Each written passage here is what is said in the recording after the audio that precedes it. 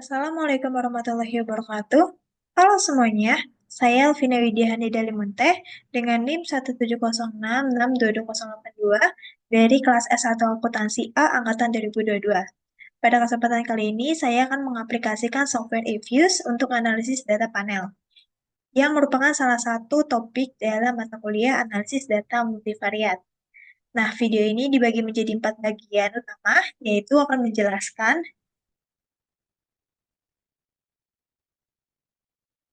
Yang pertama, kita akan membahas persiapan data atau bagaimana cara menyusun data dalam format yang kita sesuaikan dalam eViews.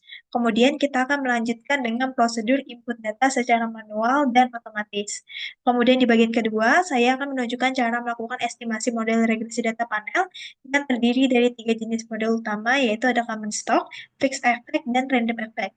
Kemudian setelah memahami bagaimana cara membuat model, kita akan masuk ke bagian ketiga, di mana kita akan memilih model regresi yang paling tepat untuk penelitian dari data yang kita gunakan. Nah, kemudian yang terakhir, di bagian keempat, kita akan melakukan uji asumsi klasik terkhusus di normalitas, multikolinialitas, heterodatitas, dan autokorelasi. Nah, mungkin mari kita mulai dengan bagian satu. Nah, di bagian satu ini kita akan mempersiapkan data dan input data panel. Sebelum itu, saya sudah menyiapkan data melalui Excel. Di sini ada sebuah data panel dengan time series di 1935 sampai 1954. Kemudian untuk cross sectionnya ini ada firma, ada 4 firma, itu ada IBM, Good, UO, dan US. Setelah data sudah siap, maka dapat kita langsung input ke eViews. Kita kembali ke eViews. Sebelum kita memulai, kita harus membuat workfile terlebih dahulu. Kita bisa klik File, kemudian New, dan klik Workfile. Nah, karena data kita yang menggunakan berupa data panel, maka untuk tipenya kita ganti menjadi balance panel dengan frekuensinya annual dengan tahun mulai itu sesuai data di 1935 sampai 1954. Kemudian untuk number of collection-nya itu ada 4 firma, untuk namanya itu dibebasi. Kemudian kita klik OK. Nah, sudah terbuat juga untuk kertas kerjanya dari eViews ini, maka selanjutnya kita akan melakukan input data panel. Nah, untuk input data ini kita ada secara otomatis dan manual. Yang pertama, kita akan mencoba melalui uh, manual, di mana kita bisa klik objek, kemudian kita new object, dan kita pilih series, dan di sini masukin semua masing-masing variabelnya. Yang pertama, kita coba INT, kemudian ditambahin lagi menjadi HS, kemudian dibuat lagi untuk NAK. Kemudian jangan lupa juga untuk membuat uh, untuk firmanya dan tahunnya.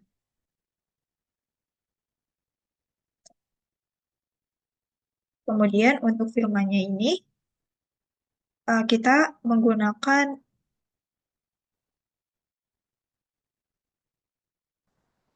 oke.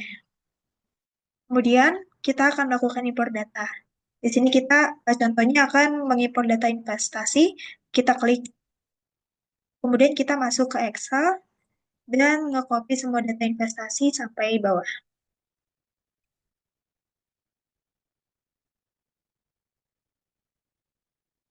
Kemudian kita copy ke sini, kita klik edit, dan di paste. Nah, di sini akan terinput otomatis. Kemudian kita bisa close, lalu kita cek. Nah, di sini sudah terinput. Nah, dilakukan untuk semua variabel seperti termasuk juga firma dan tahun. Nah, baik untuk langkah kedua, kita akan melakukan uh, import data secara otomatis. Di sini kita bisa klik file, kemudian import from file. Nah, di sini kita pilih file yang sudah kita siapkan. Untuk datanya bisa dicek lagi, kemudian kita klik next, kemudian kita klik next lagi. Nah, kemudian di sini untuk tipenya kita bisa pilih, untuk firma ini karakter, ini bisa number, di sini bisa kita klik number, number, dan number. Nah, kemudian kita klik next, dan finish. Lalu kita klik next. Nah, di sini akan terinput otomatis untuk masing-masing variabelnya. Kita bisa cek satu-satu. Di sini sudah terinput otomatis.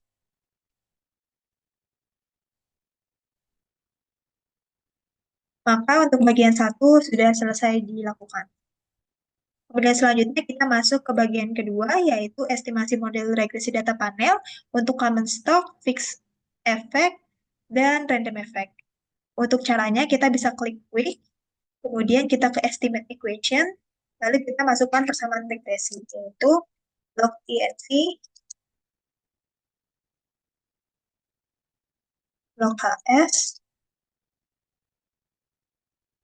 log NAK, dan C. Kemudian untuk metodenya kita pilih least square. Untuk sampelnya kita pastiin lagi sudah di tahun yang benar, yaitu 1935 dan sampai 1954. Kemudian kita pilih panel option. Kita pertama akan menggunakan common effect. Maka untuk common effect ini untuk di procession-nya kita pilih none. Jika ingin fixed effect kita pilih fixed, atau jika random effect kita pilih random. Kemudian karena kita ingin common effect kita pilih none dan kita klik OK. Nah, di sini akan secara otomatis mengeluarkan regresi data panel untuk common effect. Kemudian apabila kita ingin menggunakan fixed effect, kita bisa klik estimate, kemudian di panel option dan cross section-nya ini kita pilih fix. Kemudian kita klik OK. Nah, di sini akan secara otomatis berubah menjadi fixed effect. Namun apabila kita ingin mengubahnya kembali menjadi random effect, kita bisa klik estimate, kemudian panel option, dan kita pilih ke random. Nah, lalu kita klik OK. Nah, di sini akan secara otomatis berubah menjadi random effect. Maka untuk bagian 2 sudah kita kerjakan. Nah, masuk ke bagian ketiga yaitu pemilihan model regresi. Di mana model regresi ini dari estimasi yang telah kita lakukan tadi, di mana kita dapat memilih model mana yang paling tepat atau sesuai dengan tujuan penelitian kita. Nah, ada 3 jenis untuk model regresi ini, yaitu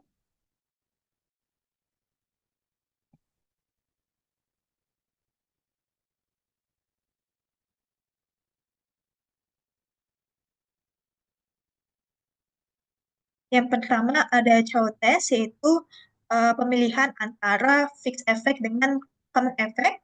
Kemudian yang kedua ada Houseman test, itu pemilihan antara random effect dengan fixed effect. Dan yang ketiga ada LM, itu pemilihan antara common effect dengan random effect.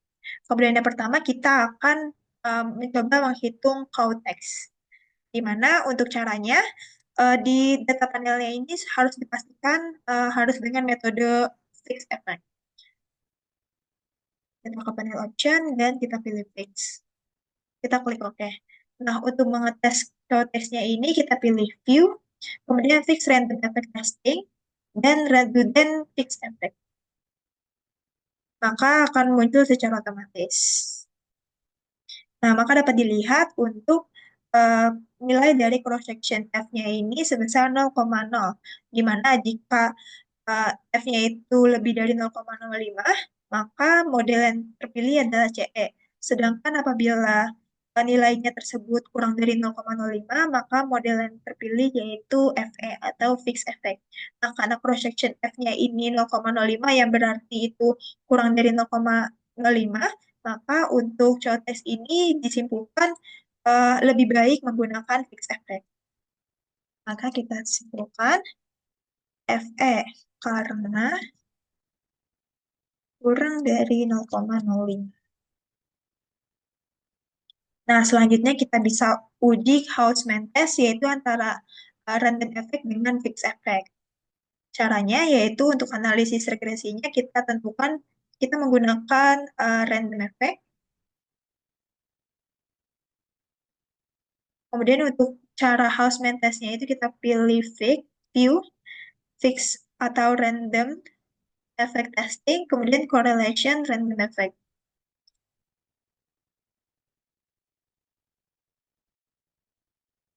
Nah, maka didapatkan hasil dari cross-section randomnya itu sebesar 0,0031, yang berarti itu lebih dari 0,05. Maka jika eh, hasilnya itu lebih dari 0,05, maka model yang terpilih adalah RE.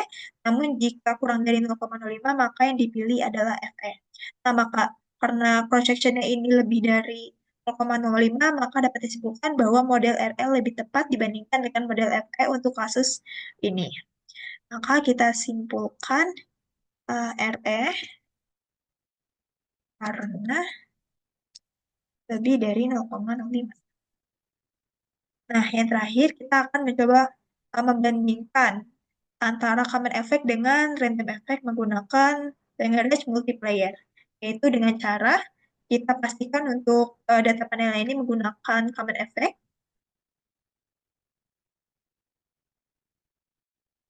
Kita klik OK. Untuk mengetesnya kita klik View, kemudian kita pilih Residual Diagnosis dan Cross-Section Dependent Test. Nah, maka dapat dihasilkan untuk LM-nya ini sebesar 0,0101, yang berarti lebih dari yang berarti kurang dari 0,05, yang berarti untuk perbandingannya ini lebih baik menggunakan random effect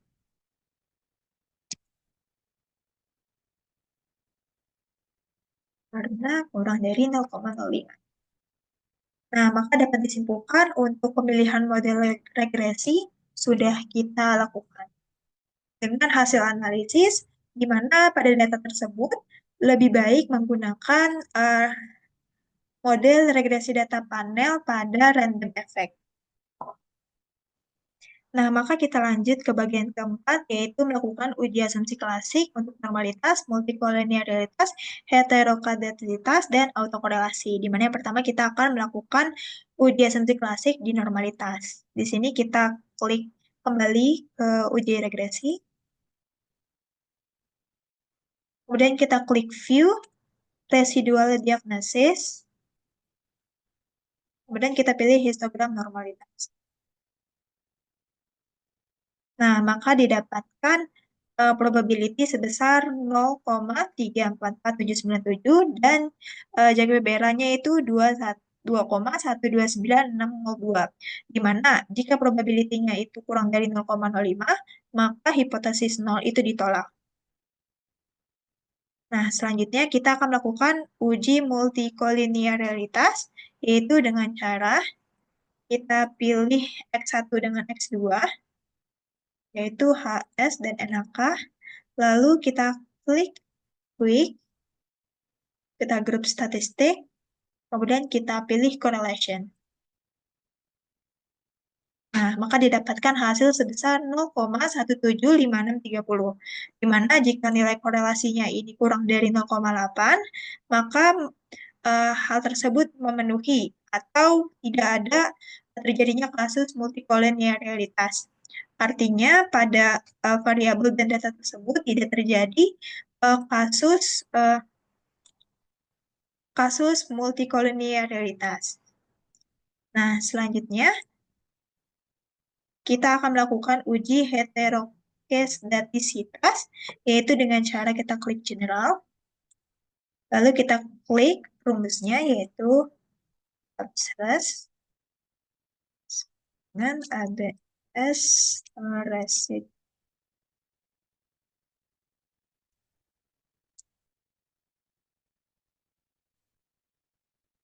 Lalu kita klik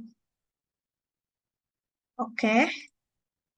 Lalu di blok untuk ABS res-nya ini dengan HS. Lalu kita klik kanan dan open as a question. Kemudian di sini terdapat rumus ABS res, HS, NAK. Kemudian change ini kita pindahkan ke setelah ABS res, yaitu ABS res, C, HS, NAK. Kemudian kita klik OK. Nah, maka didapatkan hasilnya, yaitu di mana jika nilai probability-nya itu lebih dari 0,05, maka tidak terjadi gejala kasus untuk heteroskedasitas. Namun, apabila kurang dari 0,5, maka terjadi kasus.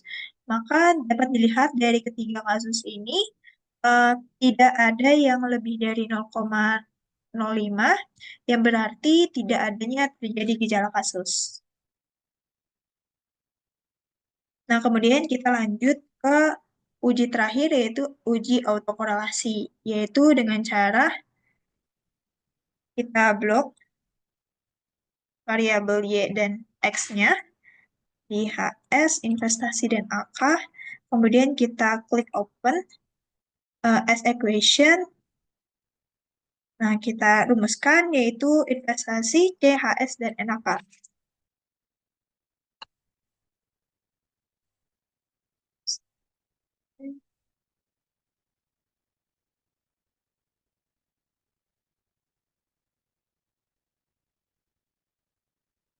Kemudian kita klik OK. Nah, di sini akan eh, memunculkan data. Kemudian kita klik Purge dan klik Make Residual Change. Nah, di sini akan secara otomatis memunculkan residual 01. Kemudian kita pilih HS, NAK, investasi, dan resid 01. Lalu kita klik Open as Equation. Dan di sini rumusnya kita pilih yang ini, yaitu resid 01, CNAK, HS, resid 01-1, dan uh, resid 1-2.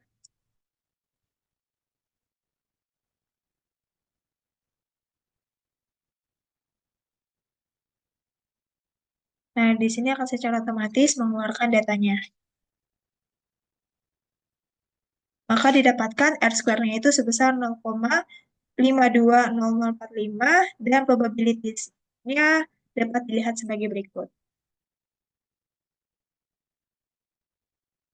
Maka untuk uji asumsi klasik, untuk normalitas, multikolonialitas, heterogenitas, dan autokorelasi sudah kita laksanakan. Baiklah, mungkin situ saja penjelasan mengenai pengaplikasian eFuse untuk metode analisis data panel mulai dari persiapan data, estimasi model, pemilihan model yang tepat, hingga uji asumsi klasik. Terima kasih. Wassalamualaikum warahmatullahi wabarakatuh.